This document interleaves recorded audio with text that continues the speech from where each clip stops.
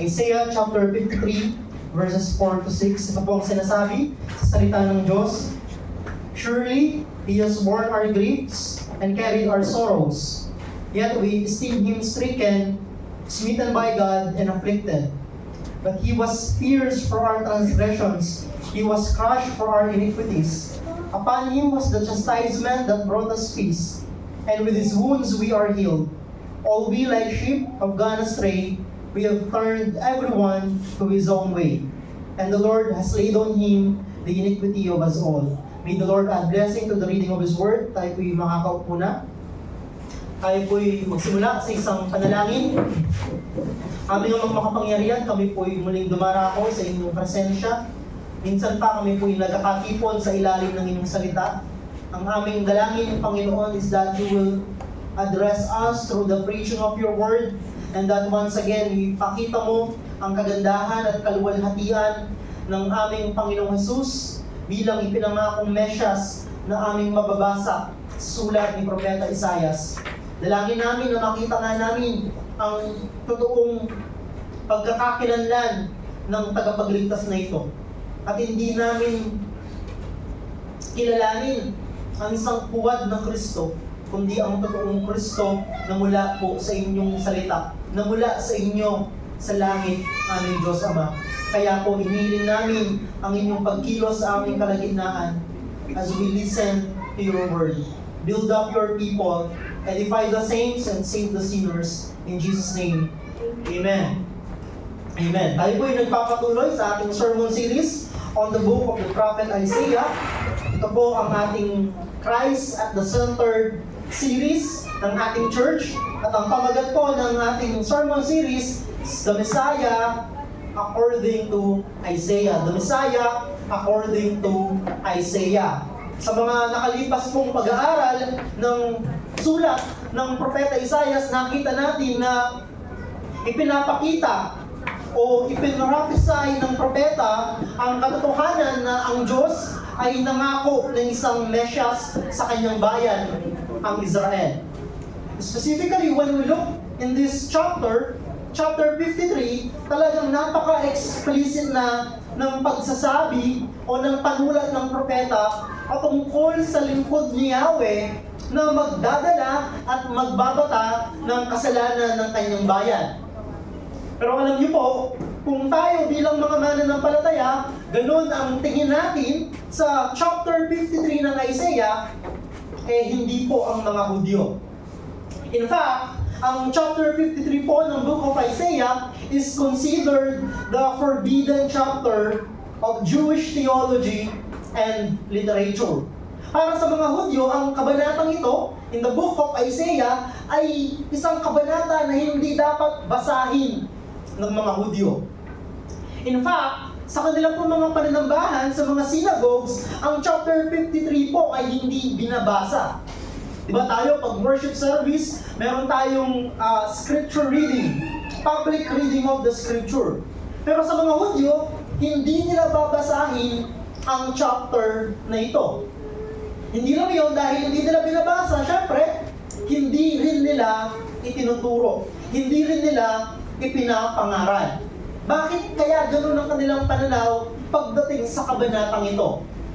Na-discuss na po sa atin sa mga nakalipas na pag-aaral na ang dahilan nila is that hindi kasi sila naniniwala na ang tinutukoy ni Isaias sa kanyang panulat, especially in chapter 53, is the promised Messiah. Kasi hindi yun ang expectation nila sa isang mesyas na ipapadala ni Yahweh sa kanila. Up until now, the Jewish people still do not recognize Jesus as their Messiah. Yun po ang katotohanan. Even the modern state of Israel, hanggang ngayon, naghihintay pa rin sila ng isang mesyas. At hindi pa rin nila kinikilala na in fact, ipinadala na ni Yahweh ang kanilang mesyas sa persona ng Panginoong Jesus. Pero ang masakit na katotohanan, they do not recognize Jesus as the Messiah. Unlike us, na mga mananampalataya, naniniwala tayo na actually ang tinutukoy ng propeta ay si Jesus mismo. pero hindi ang mga Hudyo. Why is that? Because their concept of the Messiah is very far from the depiction mentioned by the prophet Isaiah. Kung babasahin natin ang Isaiah 53, makikita mo na, teka, sino ba itong tinutukoy niya na magbabata ng kasalanan ng bayan ng Diyos, na magdaranas ng katakot-takot na pagdurusa, na mamamatay para sa bayang Israel? If that is the profile of the Messiah, para sa mga Hudyo, hindi yan ang aming tagapagligtas. Hindi namin kikilalanin ang sinasabi ng propetang yan na siya daw ay magdurusa para sa amin. May mga theory na nagsasabi na ang tinutukoy daw ng propeta in this chapter is the nation of Israel. Kaya lang, if that is true, how can Israel die for Israel? Kung yun nga ang tinutukoy ng Isaiah 53. Ang point lang po mga kapatid, wala sa ganung kaisipan ang mga Hudyo. Hindi sila naniniwala na ang kanilang Messiah ay mamamatay. For them, the Messiah is a political leader and a mighty commander who will overthrow the Roman Empire and will establish the kingdom of Israel under the Davidic dynasty. Yun pala ang hinahanap nila. Isang political leader. Ang kanilang konsepto ng Messiah ay yung magpapalaya sa kanila mula sa kanilang pagkaalipin. During the time of Isaiah, they are under the threat of the Babylonian Empire. During the time of Jesus, nasa ilalim sila ng pananakop ng Roman Empire. So para sa kanila, ang konsepto nila ng Messiah, yung magpapalaya sa kanilang bansa. Yung magbibigay sa kanila ng kalayaan from their enemies. Yung literal na magtatatag ng kaharian ng Israel. So if that is their expectation, hindi talaga nila paniniwalaan si Jesus na siya ang Messiah.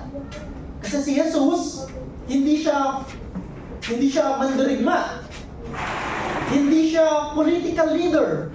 In fact, sa mga nakaraan nating pag-aaral, there is nothing in Him that will fit the expectation of the Jewish people. Ang kanyang pinagmulan ay mula sa isang hindi kilalang lugar, mula sa mahirap na pamilya, hardly a political leader na magliligtas sa kanila mula sa kanilang mga kaaway. However, this is not the kind of Messiah described in the scriptures, particularly in the book of Isaiah. Kahit anong pilit pa ng mga Hudyo na tanggihan ang katotohanan, kahit anong pagtanggi ang kanilang gawin, hindi po may kakaila na si Jesus ang ipinangako ng Diyos na Mesias. Si Jesus ang ipinangako, ang ipinrophesy ng propeta Isaias na magdadala, magbabayad at magbabata sa kasalanan ng bayan ng Diyos. Sa mga Hudyo po kasi, they have no concept of a suffering Messiah. Hindi namin kikilalanin ng isang taong nagpapakilalang Mesias and yet, mamamatay, magdurusa. Sabi nga, ang kanilang hinihintay ay isang matagumpay na Messiah, isang mandirigma at isang mahusay na political leader. Pero hindi ang isang Messiah na maghihirap, na mamamatay, na parurusahan. The idea that the Messiah will die as their substitute in order to pay for their sin is repugnant to them. Hindi katanggap-tanggap. Hindi nila lubos sa kalain na ang disenyo pala ng Diyos para sa kanilang Messiah ay isang Messiah mag-aalay ng kanilang buhay, mag-aalay ng kanyang buhay para sa kanila. Hindi yung Messiah na mananakop ng kanilang mga kaaway o magpapalaya sa kanila. Kaya nga for them, a dying Messiah is repugnant. Hindi katanggap-tanggap. Kaya nga po, no wonder, up until now, marami pa rin sa mga Hudyo ang hindi kumikilala kay Jesus bilang tagapagligtas. The only profile of the Messiah that will make sense to their minds is the victorious Messiah, the conquering Messiah. Bagamat totoo po na ang ating tagapagligtas, ang Panginoong Hesus, ay nagtagumpay, and yet, that is not the kind of victory that the Jewish people is expecting. Para sa kanila, ang concept ng tagumpay, yung magpapalaya sa mga Romano. Para sa kanila, ang concept ng tagumpay ay ang pagtatatag ng kaharian ng Israel sa ilalim ng paghahari ng Mesaya. Pero alam niyo po, mangyayari yun. Tutuparin ni Yahweh ang pangako niya sa bansang Israel. Pero, hindi pa sa panahon natin ngayon. That will happen in the millennial reign of Jesus Christ sa kanyang muling pagbabalik. Kaya nga hindi nila matanggap. So the first coming of the Messiah is all about His bearing the sin of God's people.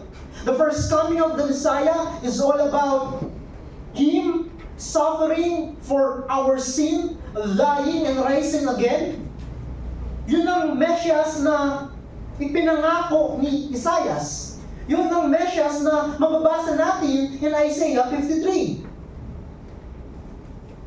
Pero para sa mga hindi naniniwala, para sa mga hindi mananampalataya, tulad ng mga Hudyo, the concept that the Messiah will act as their substitute cannot be comprehended.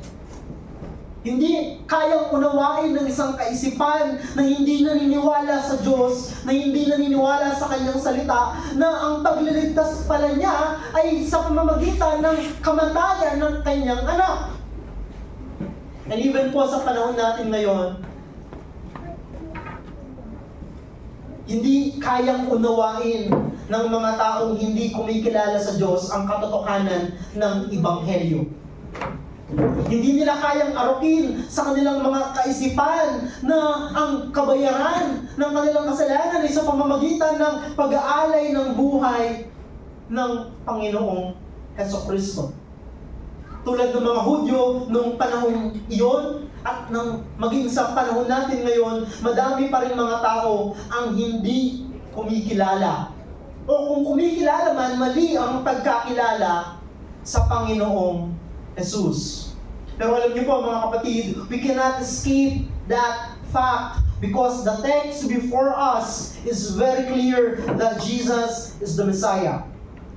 And that is the suffering servant of Yahweh who acted as the substitutionary sacrifice for the sin of God's people. Kung bukas po ang ating mga isip, ang ating mga puso sa salita ng Diyos, hindi natin maikakaila na yung mababasa natin yung Isaiah 53, si Jesus ang tinutukoy doon. Unlike the Jews noong panahon ni Isaias, we have the New Testament.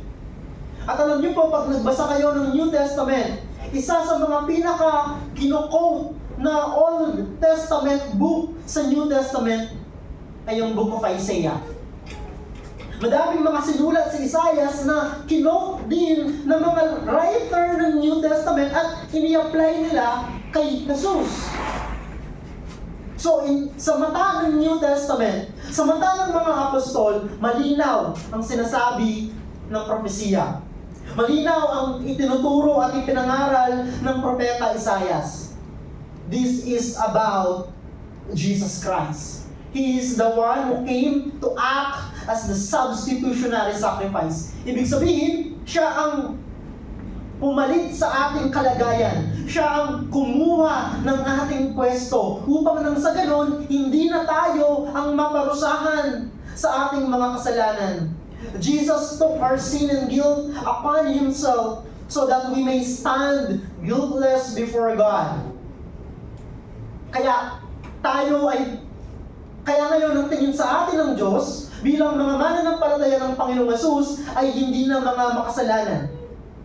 Bagamat hindi kinalimutan ng Diyos ang ating kasalanan, and yet because of what Jesus did on the cross for us, tayo ngayon ay malinis na sa harapan ng Diyos. Dahil ba tayo ang nagbayad ng ating sariling kasalanan? Hindi po. Dahil si Jesus ang nagbayad para sa atin.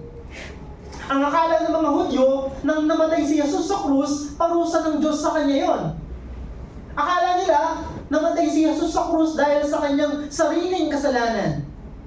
Pero hindi nila naisip, hindi nila naunawaan na actually ang dahilan ng kamatayan ni Jesus sa krus ay dahil sa kasalanan ginawa ng mga tao at hindi dahil sa kanyang sariling kasalanan. Kaya po ang tawag sa kanya is the substitute.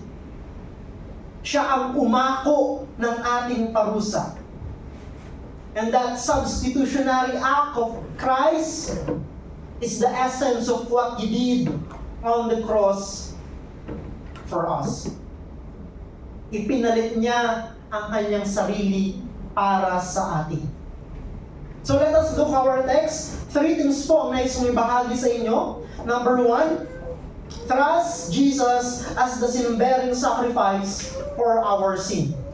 In verse 4, trust Jesus as the sin-bearing sacrifice for our sin. Sabi po ng verse 4, surely He has borne our griefs and carried our sorrows, yet we esteem Him stricken, smitten by God, and afflicted. Pansinin po ninyo yung mga salitang He bore our griefs and carried our sorrows. Yung salitang born and salitang carried, nagko-convey sa atin ng idea na siya ang pumasan, siya ang nagbata, siya ang kumuha ng parusa na dapat para sa atin. Alam niyo po, grief and sorrows are the effects of sin to mankind. Yung sinasabi ng propeta dito na Jesus bore our griefs, carried our sorrows, yung pong grief and sorrows. Ang mga bagay na yan na nararanasan ng mga tao ay dahil po sa kasalanan. Isa yan sa bunga ng pagkakasala ng tao laban sa Diyos. Dahil po sa ating mga kasalanan, tayo po'y nahiwalay sa Diyos. We were alienated from God. Thus, our separation from God has brought us pain and misery because we were cut off from our Creator. Nung humiwalay ang tao sa Diyos dahil sa kanyang pagkakasala, nawala na sa kanya ang original na disenyo ng Diyos para sa kanya. Supposedly, dapat mamuhay ang tao in perfect communion with God. Yon ang disenyo ng Diyos sa tao. Pero nang sumuway ang Diyos sa tao, nang sumuway ang tao sa Diyos, humiwalay siya. At ang pagkahiwalay pong iyon ay nagdulot ng pagdadalamhati at kalungkutan sapagkat hindi na namumuhay ang tao ngayon sa orihinal na disenyo ng Diyos para sa kanya. Kaya po, verse 4 is very clear about the role of the servant of Yahweh. Here, we can see that the Messiah took upon Himself the consequences of our sin, grief, and sorrows. Ang liwanag ng teksto, surely He has borne our griefs. He carried our sorrows. Kinuha niya ang lahat ng yon upang hindi na natin pagbayaran. He took upon Himself the effects of sin and the consequence of sin. Kaya nga po, ang Panginoong Jesus is acting as our substitute.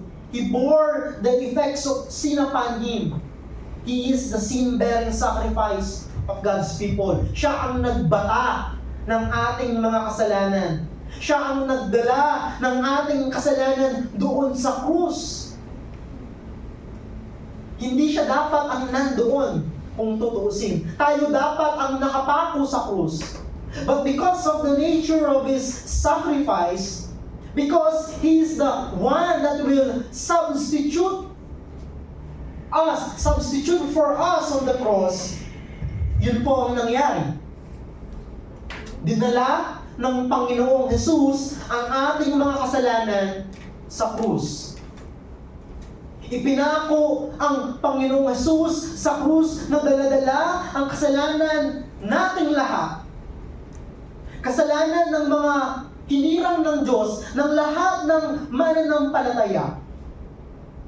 And in verse 4, malinaw din po that the suffering that the Messiah endured was an act of God Himself. Sabi po, He was smitten by God and afflicted. Huwag po natin iisipin na biktima ang Panginoong Jesus sa nangyari sa Kanya sa krus.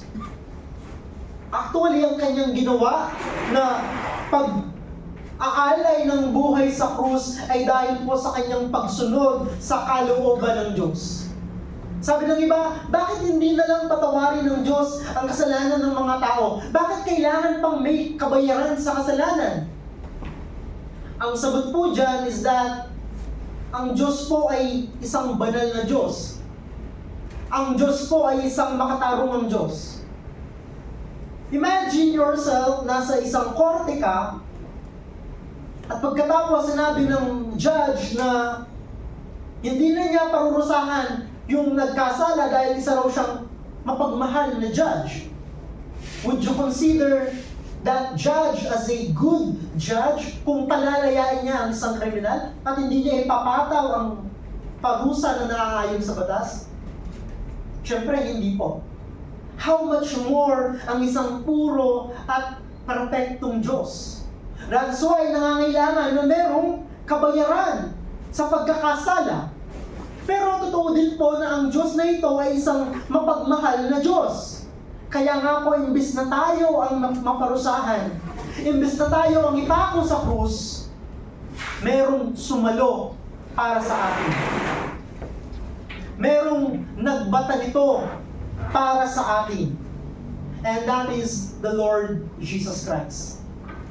In fact, madalas nating marinig, yung salvation, ano lang yan? Libre. Walang kabayaran. Hindi po totoo yun. Sa atin, libre, kasi hindi tayo ang gumawa. Pero may bayad ang kasalanan. May bayad ang kaligtasan. At ang naging kabayaran ay ang buhay ng Panginoong Hesukristo. This is a difficult truth, but nonetheless, it is the clear teaching of the Scripture. God punished Jesus on the cross for the sin we committed against Him. Ang Diyos mismo ang nagpataw ng Kanyang parusa sa Kanyang nag-iisang anak upang tayo ay hindi na ang magbata nito.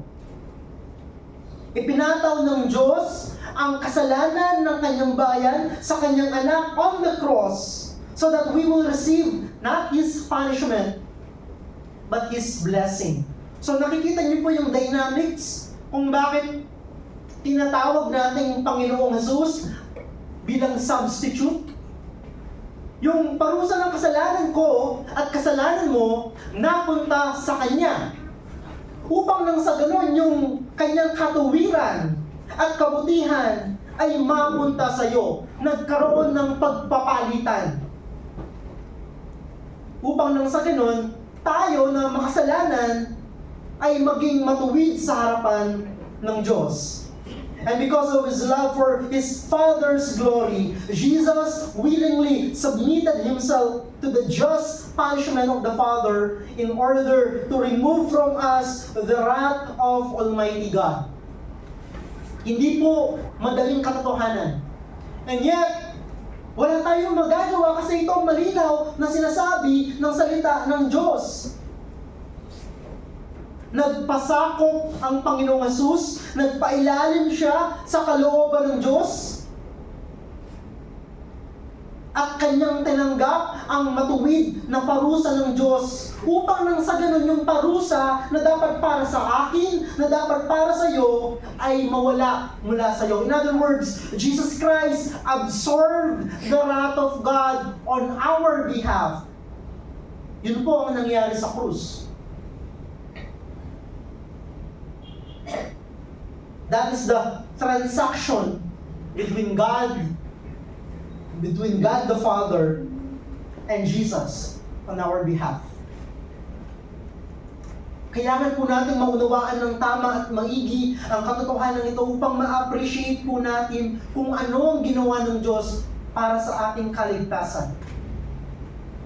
Upang naman sa ganun, ma-appreciate din po natin na kaya pala ang pabor ng Diyos sa iyo ngayon ay isang benevolent favor. Hindi na galit ang Diyos sa iyo Kasi ito pala ang nangyari sa krus.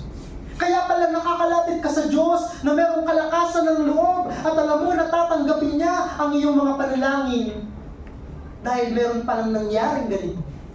Because on your own, if you are still in your sin, ang tatanggapin mo lang sa Diyos ay ang kanyang puot sapagkat hindi tayo pwedeng pumasok sa kanyang presensya sa ating kasalanan. Therefore, mga kapatid, trust in Christ alone is what will constitute as the ground for our acceptance before God. This is the ground of our acceptance before God. Ang pagtitiwala kay Jesucristo lamang sa kanyang buhay, kamatayan, at muling pagkabuhay. Therefore, we are accepted by God. Kaya nga po, uulitin ko, Jesus is the substitutionary sacrifice that took away the wrath of God. Inalis niya ang puot ng Diyos. Kinuha niya ang puot ng Diyos upang hindi na ito mapunta sa atin. The Lord Jesus Christ absorbed the wrath of God upon Himself in order for us to receive abundantly the blessing of divine favor. So hindi na parusa ang tatanggapin ng mga taong sumampalataya kay Jesus, kundi ang pagpapala ng Diyos. Ang kanyang benevolent favor, ang kanyang biyaya, ang kanyang habag. Lahat ng ito ay dahil sa gawa, kamatayan, at muling pagkabuhay ng Panginoong Jesucristo. Kaya nga po, kung meron pa rito na nagtitiwala pa rin na kaya niyang maging katanggap-tanggap sa Diyos sa pamamagitan ng kanyang gawa, wag na po nating asahan yun. Let us cast ourselves at the feet of Jesus Christ. Na talagang wala tayong ibang maipagmamalaki sa Diyos, na wala tayong ibang aasahan, kundi si Jesucristo lamang. That's why ang ating emphasis lagi is that Christ alone saves. Trust Jesus alone as the sin-bearing sacrifice for your sin. Wala na pong ibang pwedeng magbayad ng inyong kasalanan kundi si Jesucristo lamang.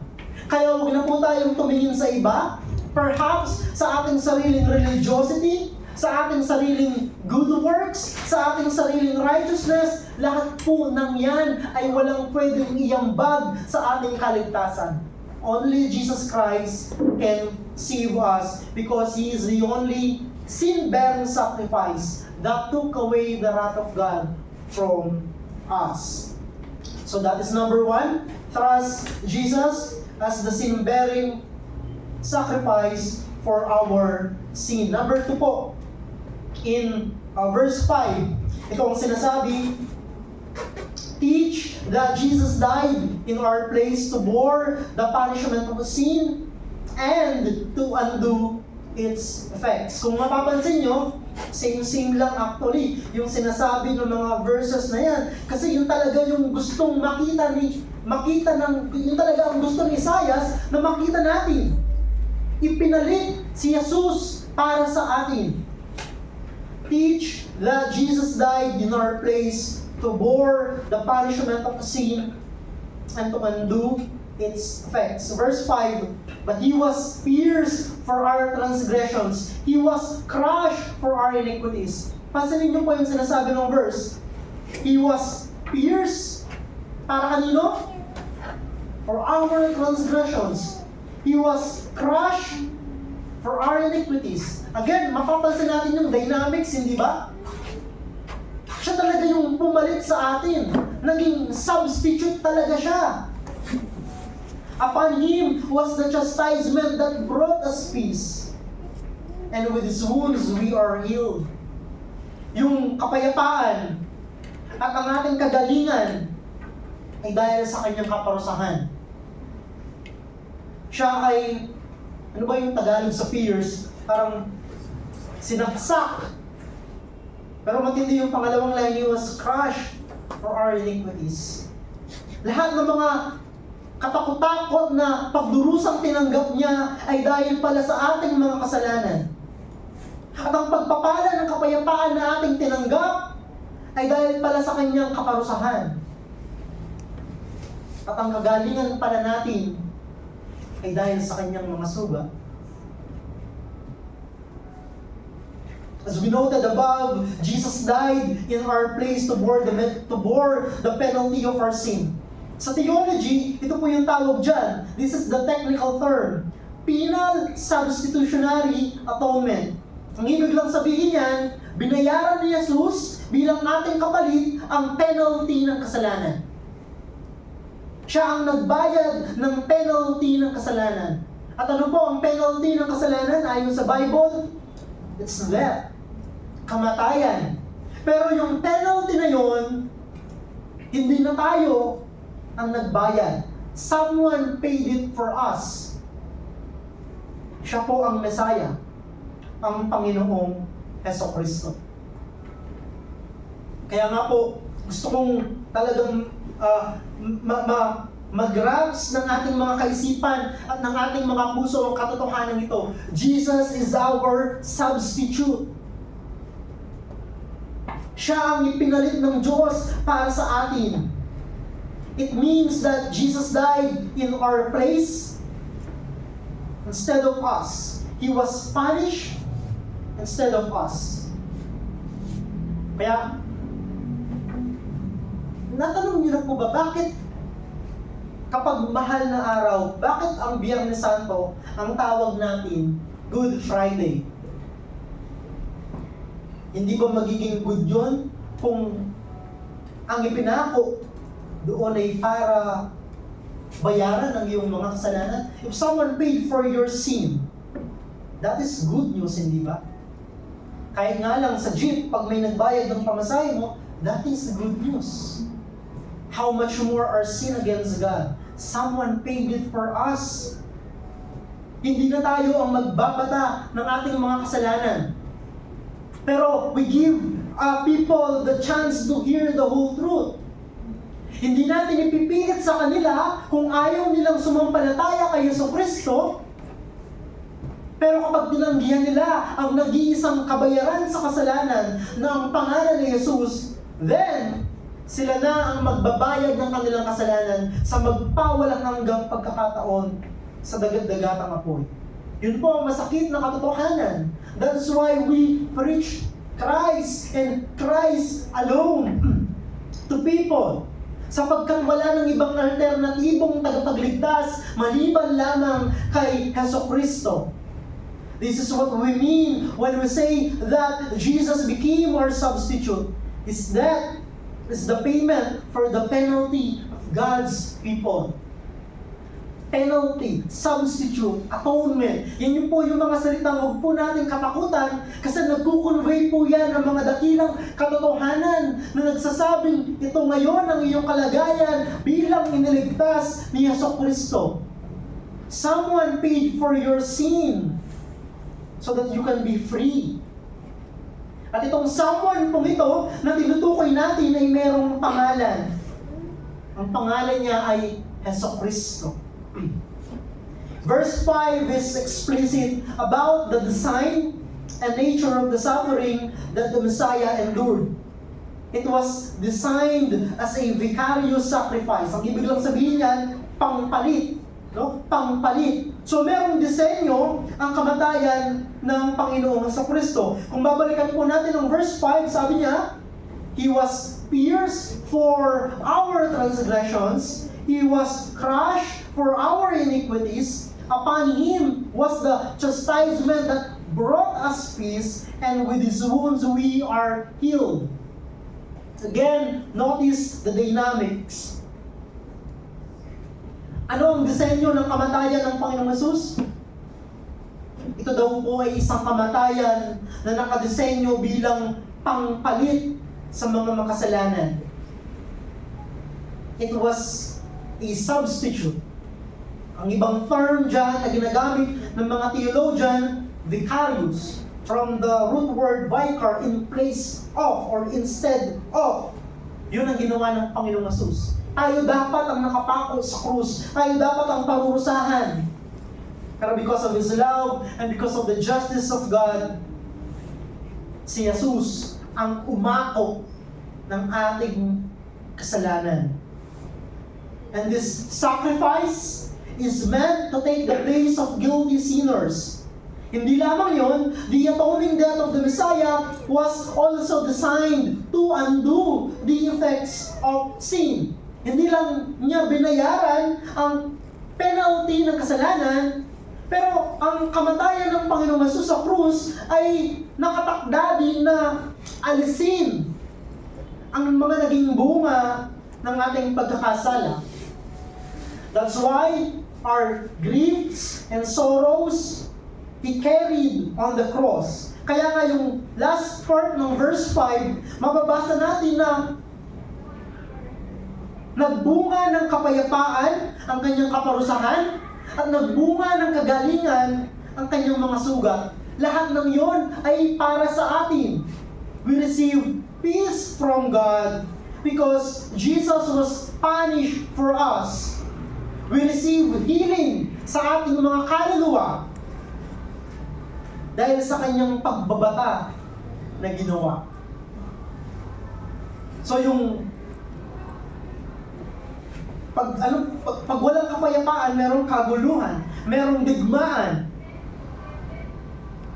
Actually, yung digmaan na yun ay digmaan sa pagitan ng Diyos at ng tao. Magkaaway sila. Pero dahil sa kamatayan ni Jesus, ang dalawang partidong nag-aaway, ngayon ay meron ng kapayapaan. Kaya nga tayo, meron na tayong kapayapaan sa Diyos. Hindi nakaaway ang turing niya sa atin.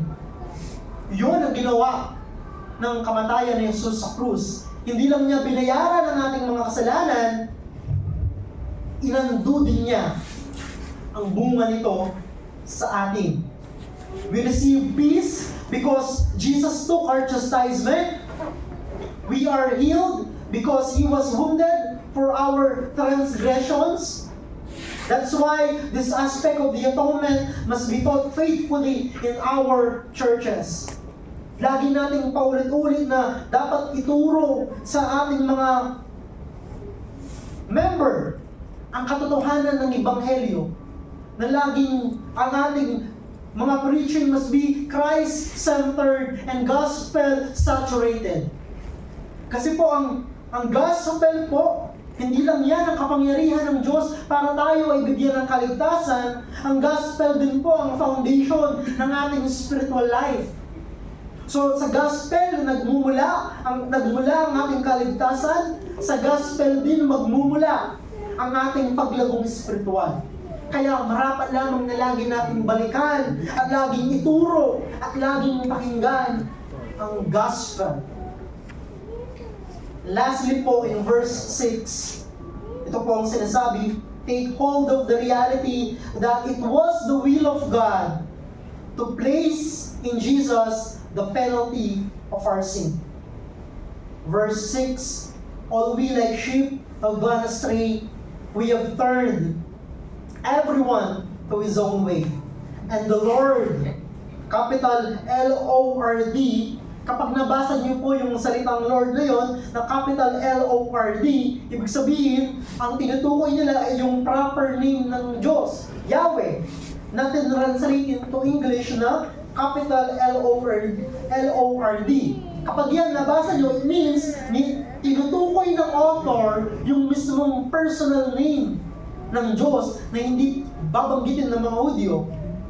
Pero ang sabi dito, it was the Lord that laid on Jesus the iniquity of us all. Ibig sabihin, it was the will of God to place in Jesus the penalty of our sin.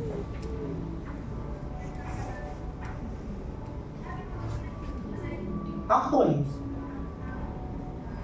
ang Diyos mismo ang nagpako sa kanyang anak sa krus para sa atin.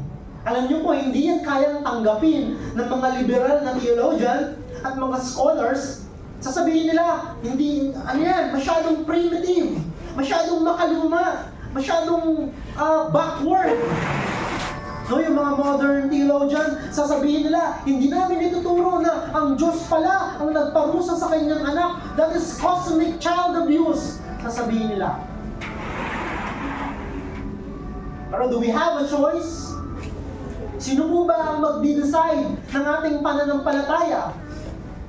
Kung ano yung magandang pakinggan sa kaisipan at pandinig ng mga modernong tao o yung tinuturo ng salita ng Diyos? Popular po bang katuruan ito? Hindi po. Maraming mga churches na hindi po ganito ang pagtuturo. Yes, napakadami nila.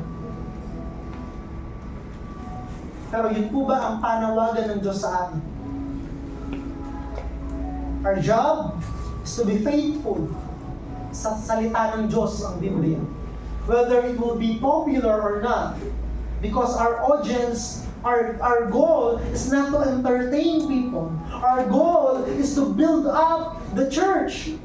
Kaya nga po ito ang itinuturo natin sa inyo. Sapagkat sa mga katotohanan ito magmumula ang inyong paglago sa inyong pananampalataya. So, it was the will of God to place in Jesus the penalty of our sin. And the Lord has laid on Him the iniquity of us all. He died in our place as our substitute. Pero ito po yung mind-boggling. It is the will of God Himself to place in Jesus our iniquity. Ang Diyos ang nagparusa sa Kanya. Yung iba sinasabi nila na they are trying to defend God. Sasabihin nila, hindi kayang gawin ng Diyos yan. Hindi niya parurusahan ng isang inosente na wala namang kasalanan. Pero alam niyo po, hindi natin trabaho na ipagtanggol ang reputasyon ng Diyos. Ang trabaho po natin ay ituro ang kanyang salita.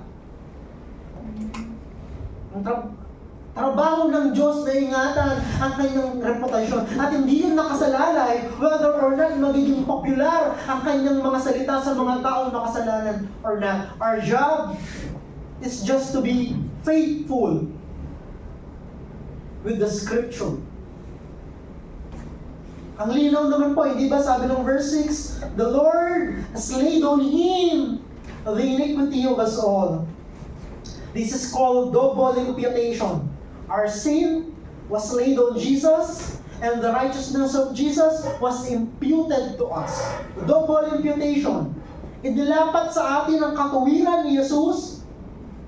Itinuring naman siya ng Diyos na makasalanan doon sa krus. Hindi siya naging makasalanan, pero binata niya ang kasalanan ng mga tao. Nanatili siyang walang kasalanan, nanatili siyang Diyos.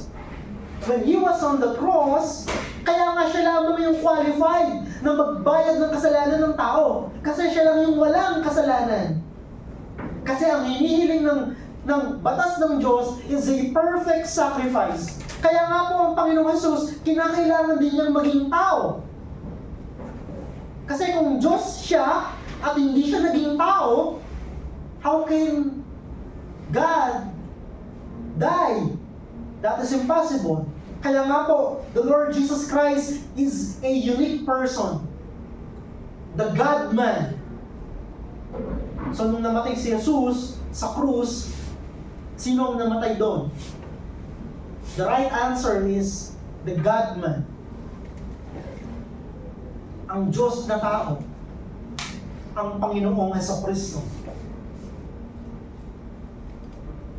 Kaya nga po mga kapatid, we need to take hold of this reality. Let us embrace this. Yakapin natin at maging bukal ng ating kalakasan at kagalakan na ito ang ginawa ng Diyos sa iyo para sa iyong kaligtasan. Na ito ang ibig sabihin ng kapatawaran ng iyong mga kasalanan. It may be hard, but it is the truth. It may not be popular, pero ito ang tinuturo ng salita ng Diyos. And our job is to be faithful sa kanyang mga salita. The sinless Son of God bore the wrath of God that we may stand before God blameless. Jesus took all our sin on the cross. He died the death that we should have died and lived the life that we should have lived. He is indeed the Savior, the servant of Yahweh, the Messiah. Ito ang ginawa ng Panginoong Hesukristo. In fact, nagsimula po ang ating kaligtasan hindi nung namatay siya sa krus. Nagsimula po ang binabayaran na ni Jesus ang ating mga kasalanan habang siya'y nabubuhay pa, nung siya'y nandirito pa sa lupa. So, mali po yung nakagisna natin na yung kamatayan niya lang ang naging kabayaran sa kasalanan. Bagamat totoo po yun, pero hindi yun ang buong katotohanan. So, ang buong katotohanan, sa buhay pa lamang ng Panginoong Jesus, bago siya ipako sa krus, yung kanyang buhay na perpekto at pagsunod sa mga batas ng Diyos, doon pa lamang inuumpisahan na niyang bayaran ang ating mga kasalanan. And His death on the cross is the climax of that payment for our sin. And His resurrection is the proof na tinanggap ng Diyos Ama ang kanyang sakripisyo bilang handog sa ikapagpapatawad ng ating mga kasalanan. Remember, Isaiah 53 is about Jesus Christ. He is the Messiah of God, the Savior of both Jews and Gentiles. Darating ang araw, makikilala din ng mga Hudyo na si Jesus nga ang kanilang Mesias. But by then, it will be too late for some.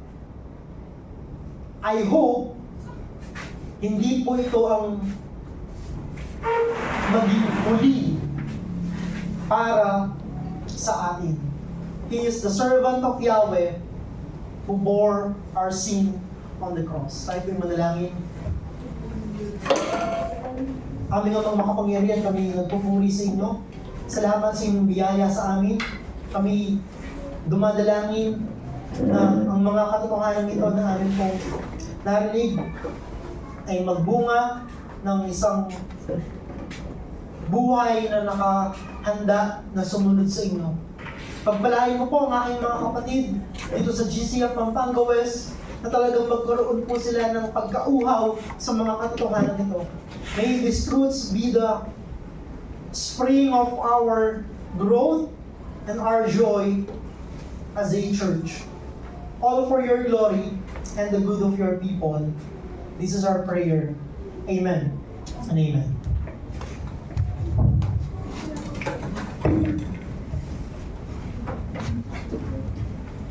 Thank you po, Pastor DJ, for sharing God's Word. Ngayon po, tayo na po idadako sa ating worship and giving at bago po tayo magkaloob, tayo muna po tumayo at tayo manalangin po. Muli, Panginoon, na kami po nagpapasalamat sa oras na to na kami binigyan niyo ng pagkakataon upang mapuri ka sa pagkakaloob. Salamat sa pagpaprovide ng aming mga pangangailangan sa araw, Panginoon. Salamat dahil hindi ka nagkukulang sa amin. Tunay, Panginoon, na ikaw ang siyang aming great provider. Dinadalahan din namin, Panginoon, na ang bawat offering ng bawat isa ay magamit upang mas lumago pa ang aming gawain sa GCF Pampanga West. At yun lamang po ang aming samot dalangin sa pangalan ng Jesus. Amen.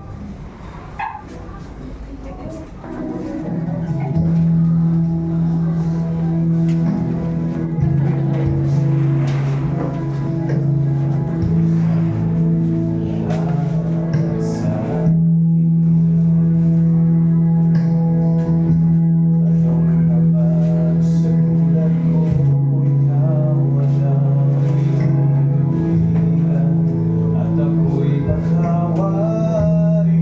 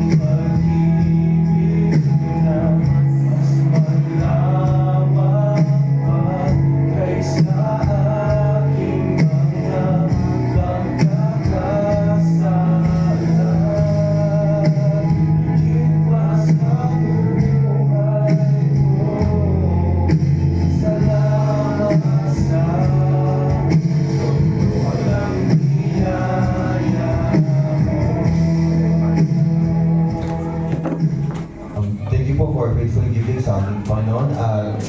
Announcement po, may linggo.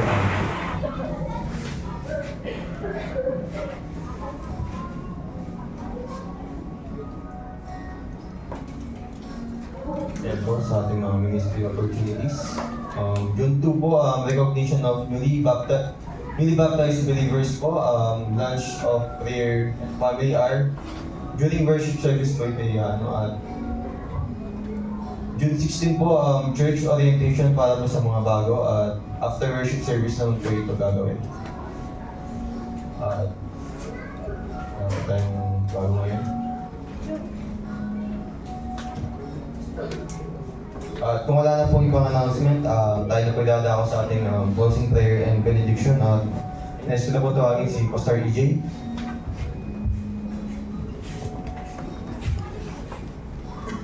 Thank you, Rob. Bago po tayo magwakas sa closing prayer and benediction, gusto po nating i-take ang opportunity na to para i-recognize ang ating mga kapatid na nagdiriwang po ng kanilang mga kaarawan. So tatawagin ko po sila. Kung pwede, pumunta po kayo dito sa harapan at ipag-pray po kayo ng ating simbahan. Si Brother